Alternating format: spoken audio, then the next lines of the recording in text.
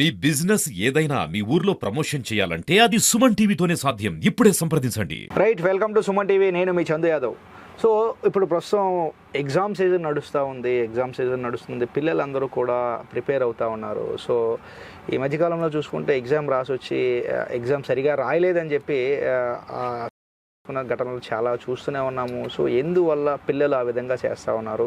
So exam సీజన్లో ఎంత stress వాళ్ళు ఫేస్ చేస్తారు, తల్లిదండ్రులు ఏ విధంగా ఉండాలి, ఇవన్నీ విషయాలు తెలుసుకునేందుకు చైల్డ్ సైకియాట్రిస్ట్ ప్రసన్న కుమార్ గారు ఉన్నారు. ప్రసన్న కుమార్ గారు, నమస్తే సార్. నమస్కారం అండి. నమస్తే. సో ఇప్పుడు ఎగ్జామ్ సీజన్ వస్తుంది. సో పిల్లలందరూ కూడా ఇయర్ అంతా కూడా చదివింది ఒక ఎత్తు అయితే జస్ట్ ఈ వీక్లో వాళ్ళు ఎక్కువ స్ట్రెస్ ఫీల్ అవుతుంటారు. ఎందువల్ల అలా జరుగుతూ ఉంటుంది? అంటే స్ట్రెస్ అంటే దాన్ని యాంగ్జైటీ అంటాం మనం ఒక విధంగా చెప్పాలంటే. యాంగ్జైటీ అనేది ప్రతి జీవికి అవసరం, ప్రతి చైల్డ్కి కూడా అవసరం కొంత యాంగ్జైటీ ఉంటేనే ఒక గోల్ రీచ్ అవ్వగలుగుతారు మనకి. కానీ కొన్నిసార్లు ఏమవుతుంది అంటే అండి, మనకి యాంగ్జైటీ అనేది మితిమీరిపోతుంది అనమాట, ఒక హద్దు దాటేస్తుంది. హద్దు దాటేసినప్పుడు దాన్ని యాంగ్జైటీ పడుతున్నప్పుడు ఏంటంటే అది గుర్తించి, ముఖ్యంగా తన చుట్టూ ఎవరైతే ఉన్నారో చైల్డ్ పిల్లవాడి చుట్టూ ఉన్న వాళ్ళు ఎవరైతే ఉన్నారో అది గుర్తించి వాళ్ళు సపోర్ట్ చేస్తే ఆ యాంగ్జైటీ నుంచి కొంత కోపప్ అవ్వగలుగుతారు. ఓకే. స్ట్రెస్ వచ్చినప్పుడు ఏంటంటే ఒక స్ట్రెస్కి ఒక కోపింగ్ అనేది ఉండాలి ఎప్పుడును. ఆ కోపింగ్ అనేది లేకపోతే, ఆ కోపింగ్ అనేది ఎక్కడి నుంచి అందుతుంది? ఫ్రెండ్స్ నుంచి, పేరెంట్స్ నుంచి, టీచర్స్ నుంచి. ఆ కోపింగ్ జరగాలంటే ఒకటి సపోర్టింగ్ వాళ్ళు ఉండాలి, తిన కూడా సపోర్ట్ రిసీవ్ చేసుకునేలాగా ఉండాలి, వెళ్ళి అడిగేలాగా ఉండాలి, తన మనసులో అది ఎక్స్ప్రెస్ చేసేలా ఉండాలి. ఓకే. సో ఒకవేళ కానీ ఒక పిల్లవాడు తన మనసులో ప్రాబ్లమ్ని, మనసులో స్ట్రెస్ని బయట వాళ్ళకి ఎక్స్ప్రెస్ చేయకుండా మనసులో పెట్టేసుకున్నా, లేకపోతే ఒకళ్ళకి చెప్దామనుకున్నా ఎక్స్ప్రెస్ చేసుకోవడానికి రెడీగా మనుషులు ఎవరో తనకి వెంటౌట్ చేసి లేదా డిస్కస్ చేయడానికి ఎవరో లేకపోయినా అది మితిమీరిపోతుంది. ఓకే. ఎప్పుడైతే మితిమీరిపోయిందో మనకి ఏదో ఒక దుష్ప్రభావం కింద ఒక డిప్రెషన్ లాగా, మన డిజార్డర్లోకి వెళ్ళిపోతుంది. ఒక విధంగా చెప్పాలంటే డిజార్డర్లోకి వెళ్ళిపోతే డిప్రెషన్ లాగా వెళ్ళిపోతారు. ఆ డిప్రెషన్ కూడా ఒక లెవెల్ దాటేస్తే సూసైడల్ ఐడియాస్ కూడా స్టార్ట్ అవుతాయి. ఓకే.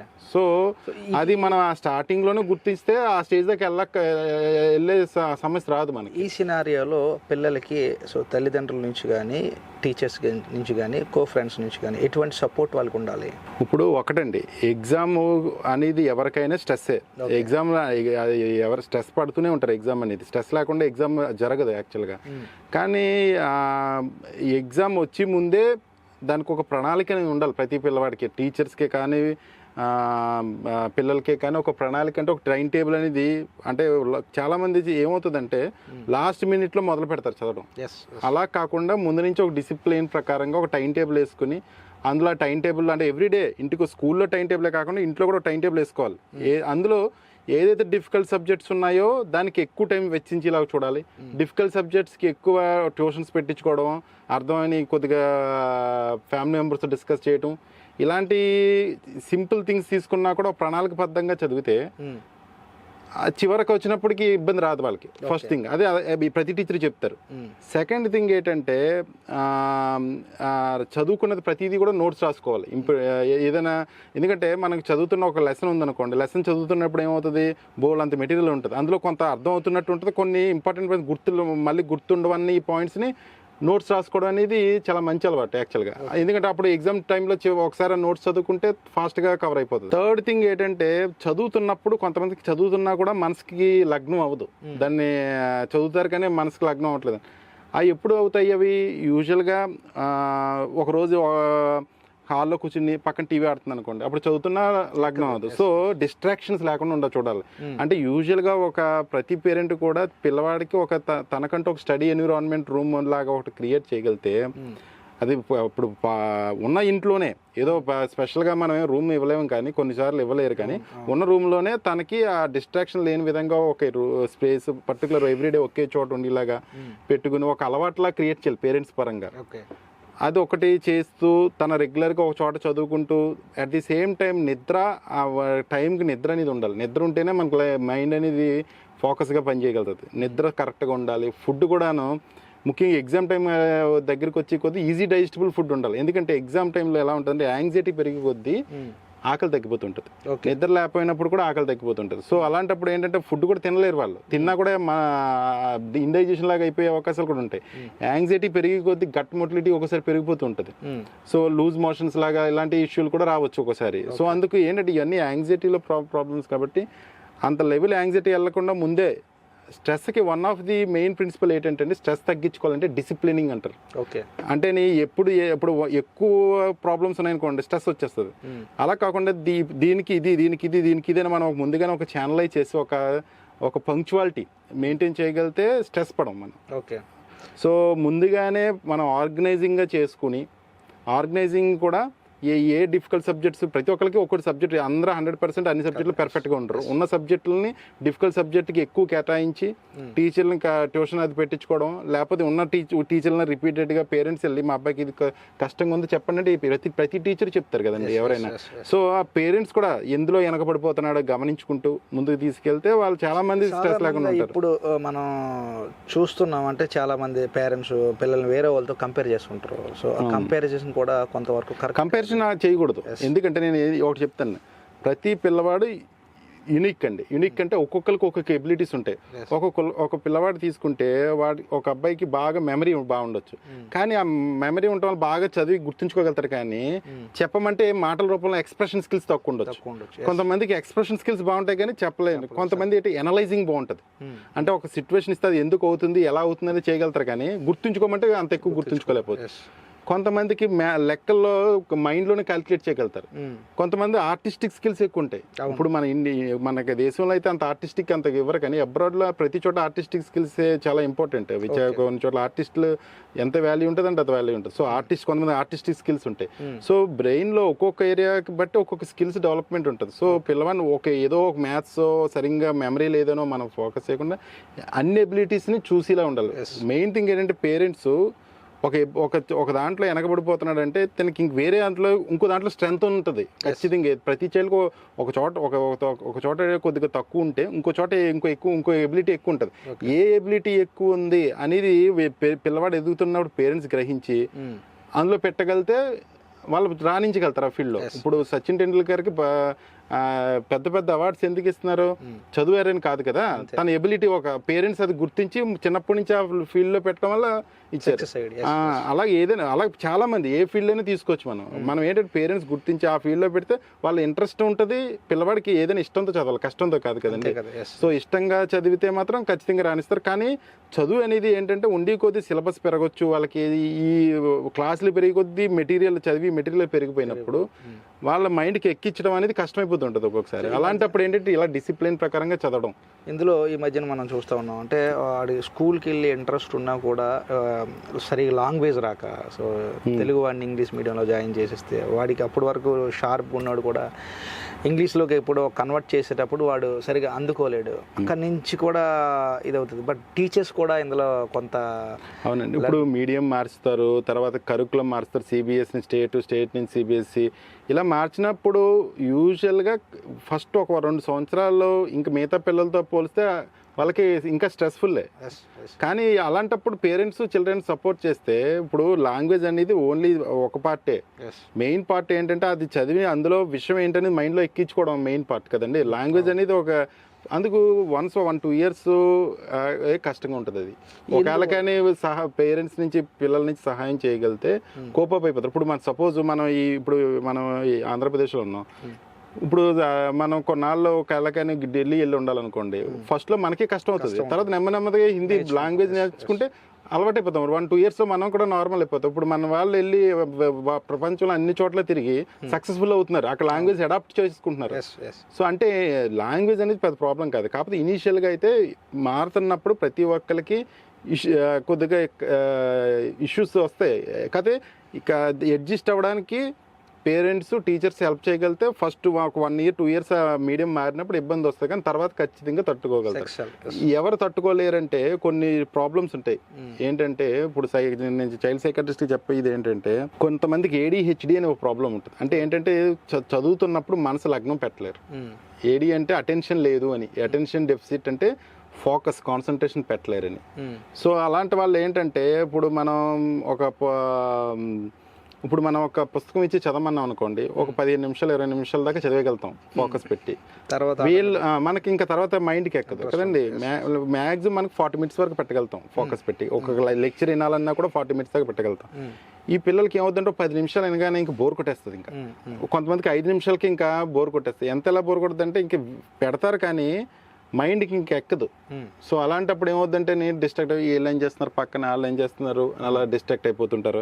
పక్కన ఏదైనా సౌండ్ రాగానే వెంటనే డిస్ట్రాక్ట్ అది ఏంటని చూస్తారు.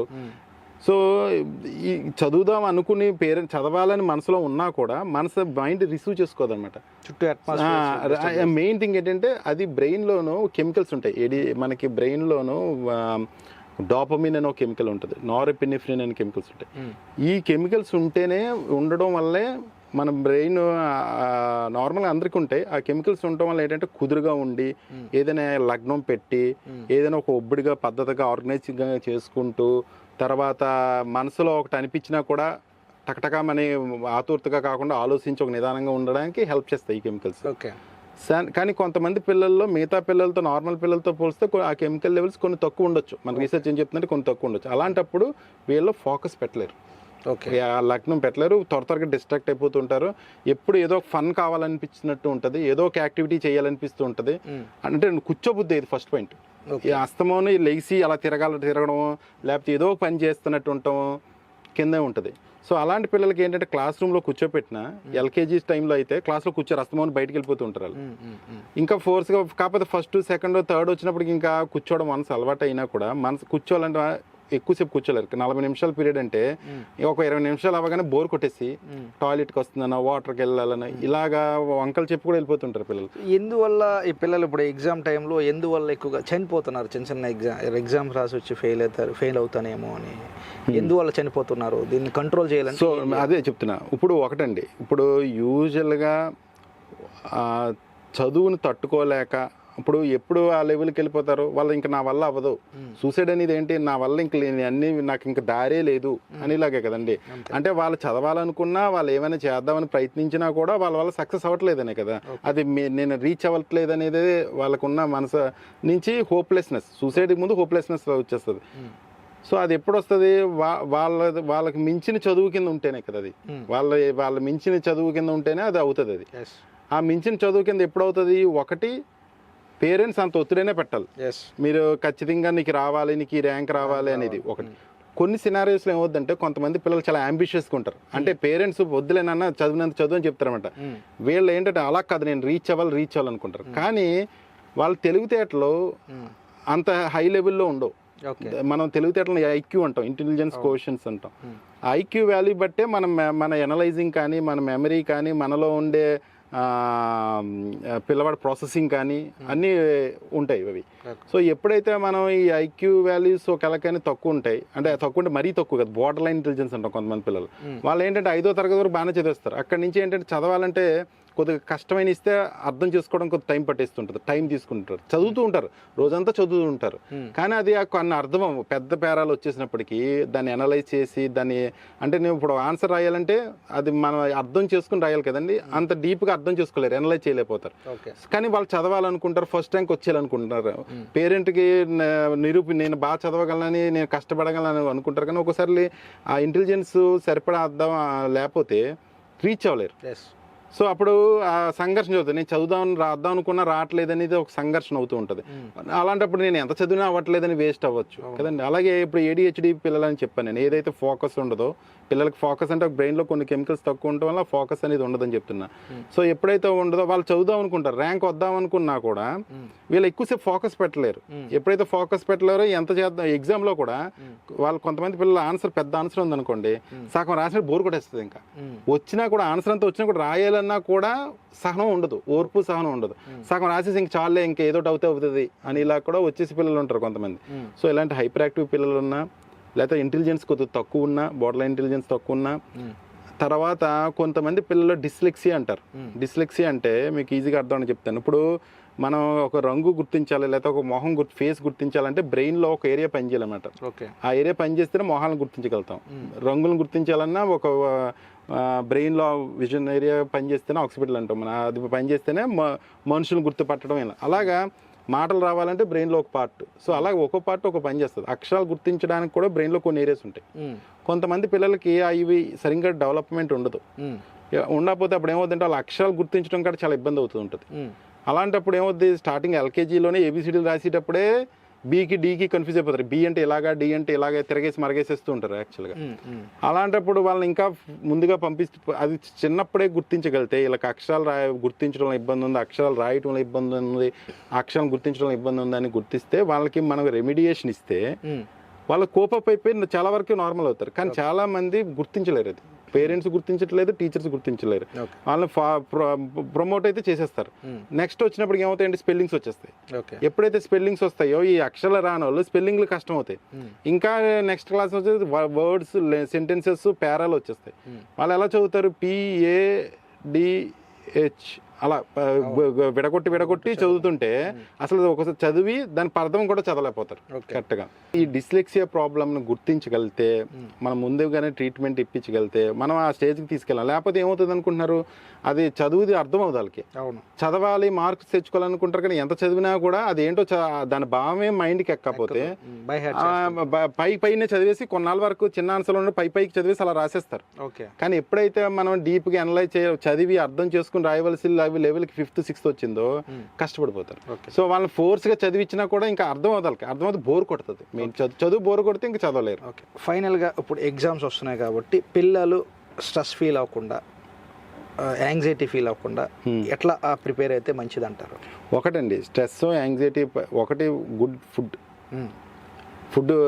ఈజీగా డైజెస్ట్ అయిన ఫుడ్ తీసుకుంటూ, నిద్ర సరిగ్గా తీసుకుంటూ, కొంచెంసేపు వాకింగ్ చేసుకుంటూ, మరీ యాంగ్జైటీ పెడితే సింపుల్ బ్రీతింగ్ ఎక్సర్సైజ్, ఇలా పడుకొని ఊపిరి తీసుకుని కాసేపు ఆలోచి ఊపిరి తీయటం, లేకపోతే ఊపిరి తీసి కాసేపు నంబర్స్ కౌంట్ చేసి మళ్ళీ ఊపిరి వదలటం. సింపుల్ బ్రీతింగ్ ఎక్సర్సైజ్ మన నెట్లో కూడా యూట్యూబ్ బ్యాగ్లో వస్తాయి మనకి బోల్డ్ అన్ని బ్రీతింగ్ ఎక్సర్సైజ్ అని. సింపుల్ ఎక్సర్సైజ్ చేసినా కొంత రిలాక్సేషన్, యోగా చేసినా రిలాక్సేషన్ ఉంటుంది. సో ఇవి చేస్తే కొంతవరకు మనం ప్రొటెక్ట్ చేసుకోగలుగుతాం పిల్లల్ని. రెండోది ఏంటంటే పిల్లలు ఏ ప్రాబ్లం వచ్చినా కూడా వీలైనంత వరకు వాళ్ళకి మనసులో ఉన్న ప్రాబ్లమ్స్ని షేర్ చేసేలా పేరెంట్స్ కూడా సపోర్ట్ చేయాలి. ఎలా ఉంది, ఏం ప్రాబ్లం ఉంది, ఎలాగ అర్థం అవుతుందా లేదా, ఏంటి కష్టం, డల్లాగా ఎందుకున్నావు, ఎందుకు యాంగ్జైటీ పడుతున్నావు, ఏం క్వశ్చన్లు ఇబ్బంది ఉన్నాయి. ఒకవేళ కానీ పేరెంట్స్కి అర్థం అవ్వకపోతే పలానా టీచర్ తెలుగు మా అబ్బాయి ఇలా ఇబ్బంది పడుతున్నాడు, ఏ విధంగా హెల్ప్ చేయాలి అంటే వాళ్ళకి ఒక భావన వస్తుంది, నాకు సపోర్ట్ సిస్టమ్ ఉందని. అంటే సపోర్ట్ సిస్టమ్ ఇమీడియట్గా ఉంది అని ఇలాగా చెప్పాలి. హాస్టల్లో పిల్లలకి అయితే టీచర్స్, ముఖ్యంగా ఉన్న టీచర్లు రెగ్యులర్గా తీసి ఒక ఫ్రెండ్ లాగా అయిపోవాలి ఒక విధంగా చెప్పాలంటే. ముఖ్యంగా ఎవరైతే ఇలాంటి ప్రాబ్లమ్స్ యాంగ్జైటీ, టెన్షన్ పడుతున్నారో వాళ్ళకి ఎక్కువ టైం కేటాయించి, మిగతా వాళ్ళ మీద పేరెంట్స్ అయినా టీచర్లు అయినా ఎక్కువ టైం కేటాయిస్తే వాళ్ళ మనసులో ప్రాబ్లమ్ చెప్పగలుగుతారు. దాన్ని ఎలా సాల్వ్, ప్రతిదానికి ఒక సొల్యూషన్ ఉంటుంది. సొల్యూషన్ ఎత్తకి మనం వాళ్ళు చూపించగలిగితే వాళ్ళకి చాలా హెల్ప్ చేసినట్టు అవుతుంది. కొన్ని టిప్స్ కూడా ఫాలో చెప్పొచ్చు మన పేరెంట్స్కి, టీచర్స్కి, ముఖ్య పిల్లలకి. ఎలా అంటే పేరెంట్స్ ఒక ఫ్రెండ్లీ అట్మాస్ఫియర్ క్రియేట్ చేసి అబ్జర్వ్ చేస్తూ, అలాగని మరీ సూపర్వైజన్ కాదు, ఎందుకంటే వీళ్ళ ఎక్కువ మంది అడాలసెన్స్ ఏజ్లో ఉన్న వాళ్ళకి కాస్త వాళ్ళకి ఇండిపెండెన్స్ ఇస్తూ ఉండాలి. అలాగే ఏం చేస్తారంటే సూపర్వైజన్ కూడా చేయాలి. అది బ్యాలెన్స్ జాగ్రత్తగా మెయింటైన్ చేయాలి. చిన్నపిల్లల చాలామంది ఏం చేస్తారంటే పేరెంట్స్ ఒక పెద్ద అడాలసెన్స్ ఏజ్లోకి వచ్చినా కూడా ఇంకా చిన్నపిల్లల చూస్తారు, వాళ్ళకి అసలు ఇండిపెండెన్స్ ఇవ్వరు. అలాంటప్పుడు ఇంకా ఇబ్బంది అయిపోతుంది వాళ్ళకి. సో ఏ సబ్జెక్ట్లో వెనకపడుతున్నాడు, ఎందులో ఇబ్బంది పడుతున్నాడు అని గమనించి దానికి ఇమీడియట్గా సపోర్ట్ సిస్టమ్ లాగా ఉండి, టీచర్స్ కూడా ఇలాంటి పిల్లల్ని కొద్దిగా ఎవరైతే డల్ అవుతున్నారో, ఎవరైతే ఇలా ముందుగా గుర్తించి వాళ్ళకి సపోర్ట్ సిస్టమ్ కింద ఎక్కువ టైం స్పెండ్ చేయగలిగితే చాలామంది అధిగమిస్తారు. యాక్చువల్గా ఆ స్టేజ్ దాకా వెళ్ళినవారు. కొంతమంది పిల్లలు ఏమంటారంటే చదివినా మాకు గుర్తుండట్లేదు, పెద్ద పెద్ద ఆన్సర్లు ఉంటున్నాయి, ఎలా గుర్తుంచుకోవాలి అని అంటారు. సో దానికి కొన్ని టెక్నిక్స్ ఉంటాయి, టిప్స్ ఉంటాయి. ఏంటి, ఒకటి యాక్రోనిమ్స్ లాగా రాసుకోవడం. అంటే ఒక పెద్ద ఆన్సర్ ఉంది, నేను ఒక ఆన్సర్లో ఫస్ట్ పేరా గుర్తొస్తుంది, తర్వాత నాకు గుర్తు రావట్లేదు అంటారు పిల్లలు. సో ఆ పేరాలో ఉన్న ఫస్ట్ అక్షరాలని ఒక వర్డ్ కింద క్రియేట్ చేసుకుని దాని యాక్రోనిమ్ అంటాం. ఇప్పుడు రెయిన్బో కలర్స్ ఏంటి తెలియదు అనుకోండి, విబ్జిఆర్ అని కోడ్ కింద గుర్తుంచుకుంటారు. వైలెట్, ఇండిగో, బ్లూ, గ్రీన్ అని వరుసగా పేరు గుర్తుండగా విబ్జిఆర్ అని గుర్తుంచుకుంటారు. అలాగే కోడ్ లాగా క్రియేట్ చేయడాన్ని యాక్రోనిమ్స్ అంటారు. అలాగే యాక్రోనిమ్స్ లాగా క్రియేట్ చేసుకోవడం, లేకపోతే నోట్స్ రాసుకోవడం, లేకపోతే సైన్స్ అలాంటి చోట్ల, ముఖ్యంగా కెమిస్ట్రీ అలాంటి చోట్ల అయితే ఫ్లో చార్ట్స్ అంటారు. దీని నుంచి ఇది వచ్చింది, ఈ మాలిక్యూల్ నుంచి ఇలా వచ్చింది అనేది ఫ్లో చార్ట్లా రాసుకోవడం. లేకపోతే పెద్ద లెసన్స్ ఉన్నప్పుడు దాన్ని ఒక మెమరీ మ్యాప్ అంటారు. అంటే ఇంపార్టెంట్ ఏరియాస్ అన్ని ఒక్కొక్క పేపర్లోనే చదివితే ఆ పేపర్ రివైజ్ చేసి చూసుకోగానే మొత్తం లెసన్ అంతా ఏంటి ఉన్నది అనేది గుర్తొచ్చేలాగా ఉండి ఇలా మెమరీ మ్యాప్స్ రాసుకోవడం. తర్వాత కొంతమందిని ఎలా గుర్తుంచుకుంటారంటే కొన్ని పెద్ద ఆన్సర్లు వచ్చినప్పుడు నాకు ఇబ్బంది అయిపోతుందని అంటారు. దాన్ని ఒక లోకల్ మెథడ్ అంటారు. ఎలా అంటే ఇప్పుడు సపోజ్ బ్రెయిన్ ఫంక్షన్స్ ఏంటని ఒక క్వశ్చన్ ఉందండి, దానికి ఆన్సర్ ఒకటేమో సో అది గుర్తు రావట్లేదు, 4-5 పేరాలు ఉన్నాయి, ఈచ్ పేరా ఒక పేరా గుర్తుంటే ఇంక మిగతా 4 పేరాలు గుర్తు రావట్లేదు అబ్బాయికి. సో అలాంటప్పుడు ఏంటంటే విజువల్గా మనం ఉన్న ఏరియాలోనే ఒక లింకింగ్ లాగా ఏర్పాటు చేసుకుంటారు కొంతమంది. ఎలా అంటే ఫర్ ఎగ్జాంపుల్ ఇంట్లో ఎలా ఎంటర్ అవ్వగానే ఏం ఆబ్జెక్ట్స్ ఉన్నాయంటే ఫర్ ఎగ్జాంపుల్ ఒకటి యాపిల్ కంప్యూటర్ ఉంది, ఒకటి తర్వాత ఒక మెమరీ కార్డు ఉంది, తర్వాత అక్కడ జిమ్ చేసే మిషన్ ఉంది, అలాగ ఉన్నాయనుకోండి. సో ఫస్ట్ బ్రెయిన్ ఫంక్షన్ అంటే first it is like a memory. A అంటే యాపిల్ ఎనలైజింగ్ చేస్తుంది బ్రెయిన్ ఫంక్షన్, ఎనలైజింగ్ గురించి ఒక పేర రాయాలి. తర్వాత మెమరీ కార్డు ఉంది అంటే మెమరీ గురించి ఒక పేర రాయాలి. తర్వాత నెక్స్ట్ ఎక్కడ ఉంది, నెక్స్ట్ గదిలో మనకి జిమ్ ఉంది అంటే బ్రెయిన్కి ఇంకోటి ఏంటంటే మజిల్ పవర్ కూడా ఉపయోగపడుతుంది. సో మెమరీ అని అలాగా లింక్ చేసుకుంటే వాళ్ళకి ఒకవేళకి నెక్స్ట్ పేరెంట్లో ఏదన్నా అలాగా లింక్ చేసుకుంటారు. అది మన సైకాలజీలో లోకే మెథడ్ అంటారు. అలాగా కొన్ని టిప్స్ ఉన్నాయి, ఇలాంటి టిప్స్ కొన్ని ఫాలో చేయగలిగితే వాళ్ళు అధిగమించగలుగుతారు చాలా మంది. ఇప్పుడు పెద్ద క్వశ్చన్ నేను చెప్పాను కదా, మెమరీ మ్యాప్స్, ఇలాంటివన్నీ చిన్న చిన్న టిప్స్ ప్రాక్టీస్ చేసినా కూడా కొన్ని కష్టమైన క్వశ్చన్లు, పెద్ద క్వశ్చన్లు ఏదైతే ఎగ్జామ్లో గుర్తుండవని పిల్లలకి ఇలాంటివి చేసినా కూడా కొంతవరకు హెల్ప్ చేయడానికి ఉంటుంది. థ్యాంక్ యూ డాక్టర్ గారు, మంచి విషయాలు చెప్పారు. పిల్లలకు కూడా ఎట్లాగా చేయాలో చెప్పి ఈ ముఖ్యంగా డిప్రెషన్కి మీరు ఏదైతే సూసైడల్ ఐడియాస్ అన్నారో అది పిల్లల్ని త్వరగా గుర్తించాలి, సూసైడ్ లెవెల్కి వెళ్ళకూడదు. సో డిప్రెషన్ అనేది ఏంటంటే మెయిన్ గుర్తించవలసింది పిల్లలు డల్గా అయిపోవడం, విచారంగా ఉండటం, శక్తి లేనట్టు ఉండటం, సంతోషమైన ఏట్లకి ప్లెజరబుల్ థింగ్స్ ఉంటాయి. టీవీ చూడాలంటే ఇంక వద్దనిపిస్తుంది, ఏం టీవీ అంటారు. అంటే ప్లెజరబుల్ థింగ్స్ని అవాయిడ్ చేసేయటం, నిద్ర సరిగ్గా పట్టలేకపోవడం, ఆకలి సరిగ్గా లేకపోవడం, ముఖ్యంగా ముభావంగా ఉంటాం, ఇలాంటివి ఉన్నప్పుడు వెంటనే గుర్తించాలి. యూజువల్గా హాస్టల్లోనే మనకి సూసైడ్స్ ఇలాంటి జరిగిన హాస్టల్ జరుగుతుంటాయి. ఒకసారి ఏంటంటే పక్క పిల్లలు అలాంటప్పుడు ఏంటంటే పక్క రూమ్మేట్లు గుర్తించాలి. తిన వెళ్ళి మాస్టర్కి చెప్పాలి, చాలా 4 రోజుల నుంచి డల్లాగా ఉంటున్నాడు ఈ అబ్బాయి, చూడండి సార్ అని చెప్తే వాళ్ళు ఇమీడియట్ గుర్తిస్తారు. చాలా మంది పక్క పిల్లలు ఏదో డల్లగా ఉన్నాడు పర్లేదని వదిలేయకూడదు అనమాట. ఈ మా హాస్టల్ అయితే, ఇంట్లో అయితే పక్క ఫ్రెండ్స్ గుర్తించాలి, ఇంట్లో అయితే పేరెంట్స్ డల్ అవుతున్నాడు, ఎందుకు డల్ అవుతున్నాడు అని వదిలేయకూడదు. ఒకటి మాట్లాడాలి, మాట్లాడినా కూడా ఇంకా డల్లగానే ఉంటున్నాడు అంటే మాత్రం దాన్ని మెడికల్ ఇంటర్వెన్షన్ కౌన్సిలింగ్ అని ఇప్పించాలి. కౌన్సిలింగ్ తగ్గకపోతే మెడికేషన్ కూడా ఇప్పించాలి. ఇప్పిస్తే చాలా వరకు నార్మల్ అయిపోతారు పిల్లలు. ఎందుకంటే స్ట్రెస్ లేకుండా లైఫ్ అనేది ఉండదు. స్ట్రెస్ని ఏ విధంగా అధిగమించాలో నేర్చుకోవాలి.